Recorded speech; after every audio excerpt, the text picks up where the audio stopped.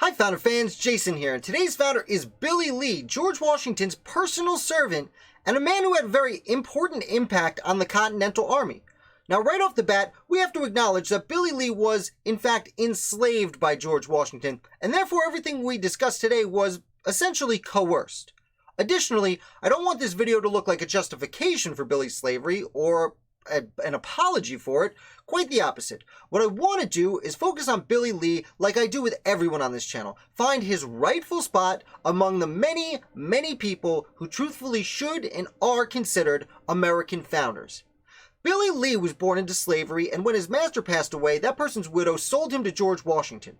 Washington, several years before the Revolutionary War breaks out, recognizes Billy Lee's very important character traits and makes him his personal servant, meaning they were together morning, noon, and night for about 20 years, which encompasses all of the Revolutionary War.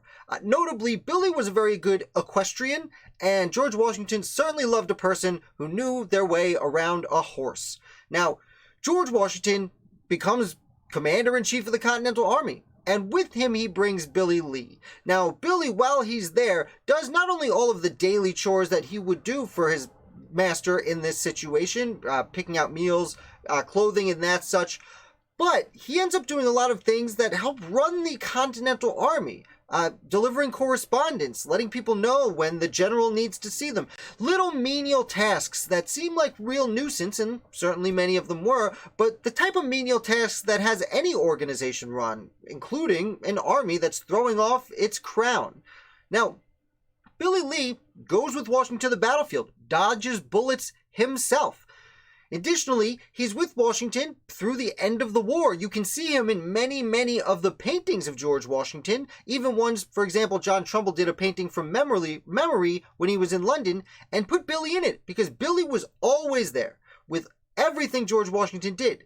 Furthermore, George Washington had a habit of bringing in younger men to be aides de camp and help him run the war, what they colloquially called his family. Now, none of these young men were actually members of his family, they just acted as his wartime family, and Billy Lee is not usually considered among these young men, but he absolutely should be. He was there in the room with all of them when these decisions were being made, though of course he did not play an active role in making the decisions, he was still there, and he would generally be the one to run off and tell people about Washington's decisions. Now, after the war, Billy Lee unfortunately suffers a series of debilitating knee injuries, but before I get to that, actually, he does seem to get married. He actually asked George Washington if his new bride can come live with them at Mount Vernon, which Washington begrudgingly accepts. Though, strangely, we don't have any record of this wife arriving at Mount Vernon, and so it's speculated that she passed away shortly after the wedding, sadly.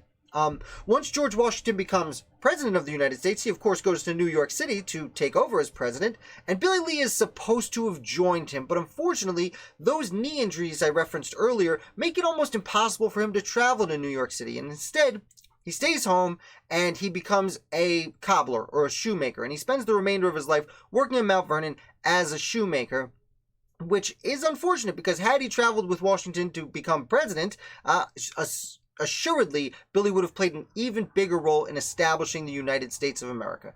Now, it's no secret that George Washington's opinions on slavery changed dramatically throughout his lifetime, especially through the war and his presidency. That's probably in no small part to the feats of Billy Lee, who demonstrated very front and center that black people could serve and act just as intelligently and just as importantly as their white counterparts. In fact, Washington fairly famously ends up freeing his slaves in his will upon the death of his spouse. Except for Billy Lee. Billy Lee is the only person who's freed immediately in George Washington's will. And I have a line from the will I'd like to read from you here. Lee, it says, was freed, quote, from his attachment to me and for his faithful services during the Revolutionary War. So, if I was not able to convince you that Billy Lee's service in the Revolutionary War was extremely important, well, take it from George Washington. We thought it so important that he needed to be liberated immediately. I hope you enjoyed this video. If you did, do me a favor and hit like so that more people can learn about the channel and learn about the American Revolution with us. If you're new here, subscribe. I put out videos about the American Revolution 7 days a week, and I'll be back with another founder for you tomorrow.